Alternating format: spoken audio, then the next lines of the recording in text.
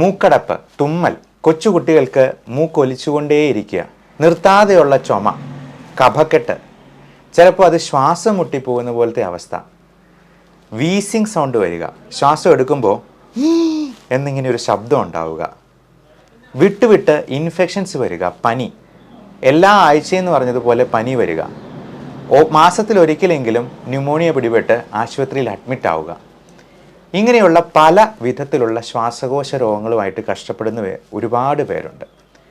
ഇതിനോടൊപ്പം അലർജിയുടെ മറ്റ് ലക്ഷണങ്ങളായിട്ടുള്ള കണ്ണ് ചൊറിച്ചിൽ, ദേഹത്ത് ചൊറിഞ്ഞു തടിക്കുക, ചിലർക്ക് ചില ഫുഡിന് അലർജി ഉണ്ടാകാം.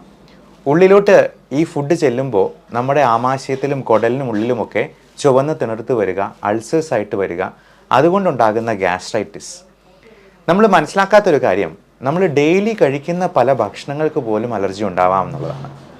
പാലിലുള്ള ലാക്ടോസ് ഇൻടോളറൻസും ഗോതമ്പിലുള്ള ഗ്ലൂട്ടൻ ഇൻടോളറൻസും ഒക്കെ ഈ അടുത്താണ് ആളുകൾ അതിനെക്കുറിച്ച് കൂടുതൽ ബോധവാന്മാരായി തുടങ്ങിയത്.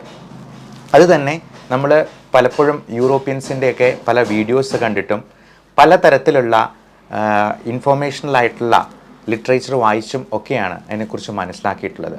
നമ്മൾ 5 സ്റ്റാർ ഹോട്ടലിലൊക്കെ ചെന്ന് കഴിഞ്ഞാലും ഈ അലർജിയുള്ള ഫുഡ് ഏതൊക്കെയാണെന്ന് അവർ കൃത്യമായിട്ട് നോക്കി അത് മാർക്ക് ചെയ്ത് വെക്കും. കഴിഞ്ഞ ഒരു മാസത്തിനിടയിൽ തന്നെ ചെമ്മീൻ്റെ അലർജി മൂലം 2 പെൺകുട്ടികൾ മരിച്ചു പോയിരുന്നു. ഒരാൾ തൊടുപുഴയിലെ 20 വയസ്സുള്ള ഒരു പെൺകുട്ടിയായിരുന്നു.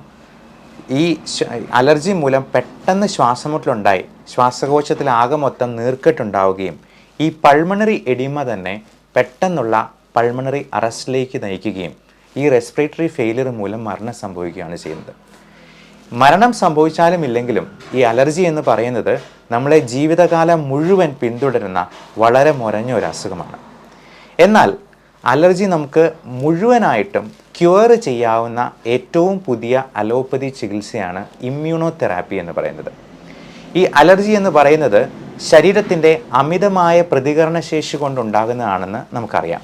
ഹൈപ്പർ സെൻസിറ്റിവിറ്റി എന്ന് പറയും. ഈ ഹൈപ്പർ സെൻസിറ്റിവിറ്റി എന്തിനു വേണമെങ്കിലും സംഭവിക്കാം. നമ്മുടെ ഭക്ഷണത്തിൽ നിന്നുണ്ടാകാം, പലതരത്തിലുള്ള പൊടിപടലങ്ങൾ, ഡസ്റ്റ് മൈറ്റ്സ് എന്ന് പറയുന്നത് നമ്മുടെ കിടക്കുകളിലും സോഫകളിലും ഒക്കെയുള്ള നമ്മുടെ ശരീരത്തിൻ്റെ കോശങ്ങൾ തന്നെ തിന്ന് ജീവിക്കുന്ന ഒരു തരം സൂക്ഷ്മാണുക്കളാണ്. ഇതേപോലെ നമുക്ക് പെറ്റ് ആനിമൽസ് ഉണ്ടെങ്കിൽ അവയുടെ ശരീരത്തിൽ പലതരത്തിലുള്ള ചെള്ളുകൾ ഉണ്ടാകാം, അവയുടെ രോമത്തിന് അലർജി ഉണ്ടാകാം. കൃഷിക്കാരാണെന്നുണ്ടെങ്കിൽ പലതരത്തിലുള്ള ചെടികളിൽ അതിൻ്റെ പോളൻ, പൂമ്പൊടികൾ തുടങ്ങി ഒരുപാട് കാര്യങ്ങൾക്ക് അലർജി ഉണ്ടാവാം. ഇത് നമ്മൾ ആദ്യം കണ്ടുപിടിക്കുകയാണ് ചെയ്യേണ്ടത്. നമുക്ക് ബ്ലഡിലുള്ള ടെസ്റ്റ് വഴി ഇപ്പോൾ total count, differential count, eosinophil count, IgE എന്ന് പറയുന്ന ഈ ടെസ്റ്റുകളിൽ അലർജി ഉണ്ടോ, ഈസ്നോഫിൽസ് ഒത്തിരി കൂടിയിട്ടുണ്ടോ എന്നൊക്കെ കൃത്യമായിട്ട് അറിയാം. IgE ലെവല് ഒരു 100-നോ 150-നോ മുകളിലുണ്ടെങ്കിൽ അലർജി ഉണ്ട് എന്ന് നമുക്ക് മനസ്സിലാക്കാം. ചില ആളുകൾക്ക് വളരെ സിവിയറായിട്ട് അലർജി ഉള്ളവർക്ക് 1000, 2000, 15000 വരെ IgE ലെവൽ ചില പേഷ്യൻസിൽ കണ്ടിട്ടുണ്ട് എന്നുള്ളതാണ് വാസ്തവം. അപ്പോൾ ഇത്രയും അലർജിയുള്ള ആളുകൾക്ക് ഇതിൻ്റെ കാരണം കണ്ടെത്തി ഈ അലർജിയെ പൂർണ്ണമായിട്ടും ഡീസെൻസിറ്റൈസ് ചെയ്തെടുക്കുക എന്നുള്ളതാണ് ഇമ്മ്യൂണോ തെറാപ്പി എന്ന് പറയുന്ന ഏറ്റവും നൂതന അലോപ്പതി ചികിത്സയുടെ ഉദ്ദേശം തന്നെ. അപ്പോൾ നമുക്ക് എന്തൊക്കെയാണ് അലർജി ഉള്ളത് എന്നുള്ളത് കണ്ടുപിടിക്കാൻ നമ്മൾ ചെയ്യുന്ന ഒരു ടെസ്റ്റാണ് അലർജി സ്കിൻ പ്രിക് ടെസ്റ്റ്. നമുക്ക് ബ്ലഡ് ടെസ്റ്റ് ചെയ്തെന്നാലോ അതിലെ ഇമ്മ്യൂണോഗ്ലോബുലിൻസിൻ്റെ അളവ് നോക്കിയെന്നാലോ ഒന്നും ഇത് അക്യുറേറ്റ് ആയിട്ട് മെഷർ ചെയ്യാൻ പറ്റില്ല. നമ്മൾ പലപ്പോഴും പല പരസ്യങ്ങളും കണ്ടിട്ടുണ്ടാവും ബ്ലഡ് ടെസ്റ്റിൽ നിന്ന് അലർജി കൃത്യമായിട്ട് അറിയാമെന്ന്.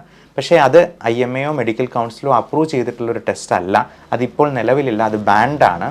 ഒരിക്കലും അങ്ങനെയുള്ള ടെസ്റ്റുകളിൽ നിന്ന് നമുക്കത് അറിയാനും പറ്റില്ല.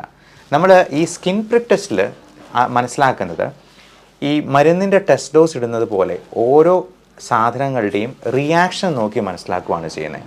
പാരസെറ്റമോൾ പോലുള്ള ഒരു മരുന്നിന് പോലും അലർജി ഉണ്ടാകാം. അപ്പോൾ അത് നമ്മൾ ടെസ്റ്റ് ചെയ്യുന്നത് അതിൻ്റെ ഒരു ടെസ്റ്റ് ഡോസ് ഇട്ട് അതിൻ്റെ ഒരു റിയാക്ഷൻ 20 മിനിറ്റ് കൊണ്ട് എത്രത്തോളം ഉണ്ടാവുന്നു എന്നുള്ളത് നോക്കുവാണ്. ഈ ടെസ്റ്റ് ഒത്തിരി വേദന ഉണ്ടാക്കുന്നതോ കുത്തി നമുക്ക് മുറിവുണ്ടാക്കുന്നതോ അങ്ങനെയൊന്നുമല്ല. ഇത് നമ്മൾ അതിൻ്റെ ആൻറ്റിജൻ എക്സ്ട്രാക്ട് ഒരു തുള്ളി ഒഴിക്കുക, അതിൻ്റെ ചെറിയ പോറൽ മാത്രം ഏൽപ്പിക്കുക. അത് കൊച്ചു കുട്ടികൾക്ക്, 1 വയസ്സുള്ള കുട്ടികൾക്ക് ചെയ്യുന്നതിൻ്റെ വരെ വീഡിയോസ് എൻ്റെ തന്നെ യൂട്യൂബ് ചാനലിൽ അപ്ലോഡ് ചെയ്തിട്ടുണ്ട്. പല വിധത്തിലുള്ള സെലിബ്രിറ്റീസിന് പോലും ഇത് ചെയ്തതിൻ്റെ വീഡിയോസ് ഉണ്ട്. അവരുടെ കോൺടാക്ട് നമ്പർ സഹിതം പേഷ്യൻസിൻ്റെ ഇമ്മ്യൂണോതെറാപ്പി എടുത്തതിൻ്റെ റിസൾട്ട് ഫീഡ്ബാക്ക് ആയിട്ട് പറയുന്നതിൻ്റെ കോൺടാക്റ്റ് നമ്പർ സഹിതം യൂട്യൂബ് ചാനലിൽ നിങ്ങൾക്ക് കാണാവുന്നതാണ്. അവരെ വിളിച്ച് വേണമെങ്കിൽ സംസാരിച്ച് നോക്കാം. അവർക്ക് എത്രത്തോളം റിസൾട്ട് ഉണ്ടായി എന്നുള്ളതും കൃത്യമായിട്ട് മനസ്സിലാക്കുക. അതിനുശേഷം ഇതിനെക്കുറിച്ച് കൃത്യമായിട്ട് പഠിച്ചതിന് ശേഷം നിങ്ങൾ ഒരു അപ്പോയിൻമെൻറ്റ് എടുത്തതിന് ശേഷം വന്ന് അലർജി ടെസ്റ്റ് ചെയ്ത് നോക്കുക.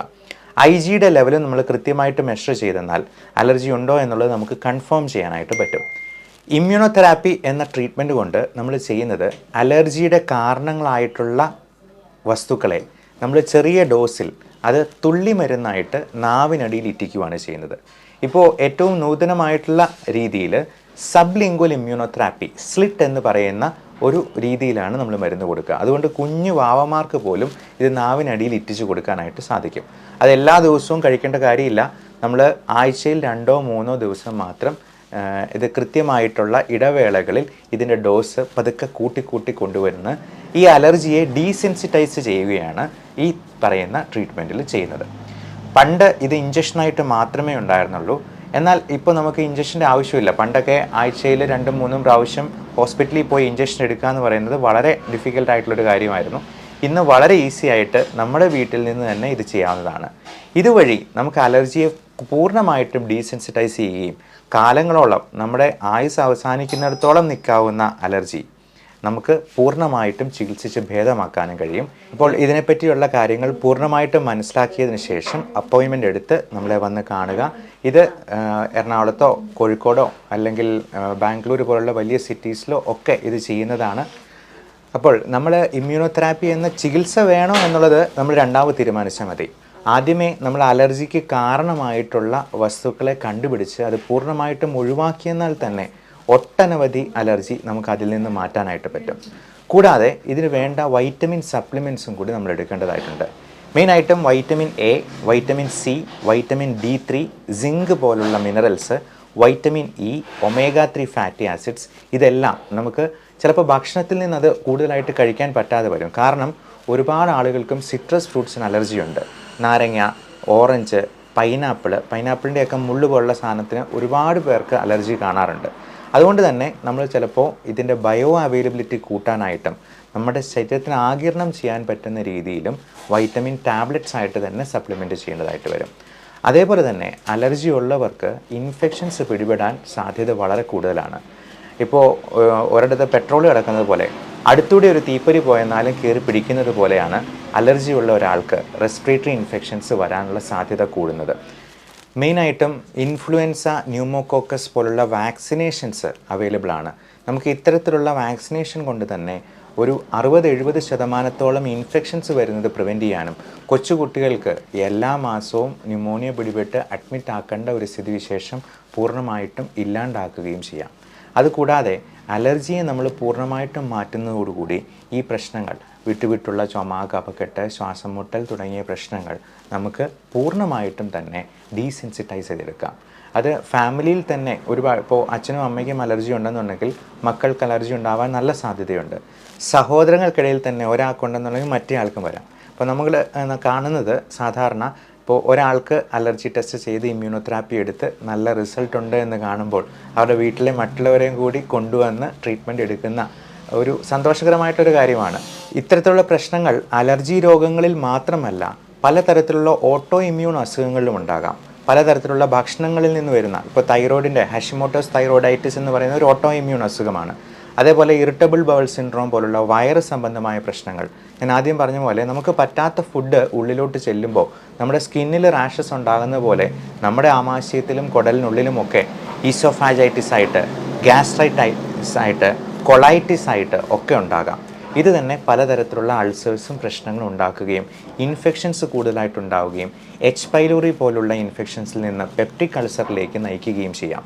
അപ്പോൾ ഇതിനെല്ലാം നമ്മൾ ഫുഡിലുള്ള അലർജി, ഫുഡിൻ്റെ ഇൻടോളറൻസ് കൃത്യമായിട്ട് കണ്ടെത്തി അത് മാറ്റി വെച്ചെന്നാൽ തന്നെ പകുതി അസുഖങ്ങളും മാറ്റി നിർത്താം എന്നുള്ളതാണ്. ട്രീറ്റ്മെൻറ്റ് എടുക്കണോ വേണ്ടയോ എന്നുള്ളത് രണ്ടാമത് നിങ്ങൾക്ക് തീരുമാനിക്കാം. അപ്പോൾ ഒരിക്കലും ഇത് വേറെ എന്തെങ്കിലും ബ്ലഡ് ടെസ്റ്റ് വഴിയോ നമുക്ക് കണ്ടുപിടിക്കാവുന്നതല്ല. ഒരു ഡോക്ടറിൻ്റെ സൂപ്പർവിഷനിൽ തന്നെ, അലർജി സ്പെഷ്യലിസ്റ്റ് ആയിട്ടുള്ള ഒരു ഡോക്ടറിൻ്റെ അണ്ടറിൽ തന്നെ ഈ ടെസ്റ്റ് കൃത്യമായിട്ട് ചെയ്ത് അത് മനസ്സിലാക്കുക എന്നുള്ളത് മാത്രമേ ഇതിൽ പോകാൻ വഴിയുള്ളൂ. എല്ലാവർക്കും നല്ല ആരോഗ്യം ആശംസിക്കുന്നു. Love and regards, doctor Bibin Jose, Pazhama medical centre, Pala, Kanjirappally and Sultan Bathery.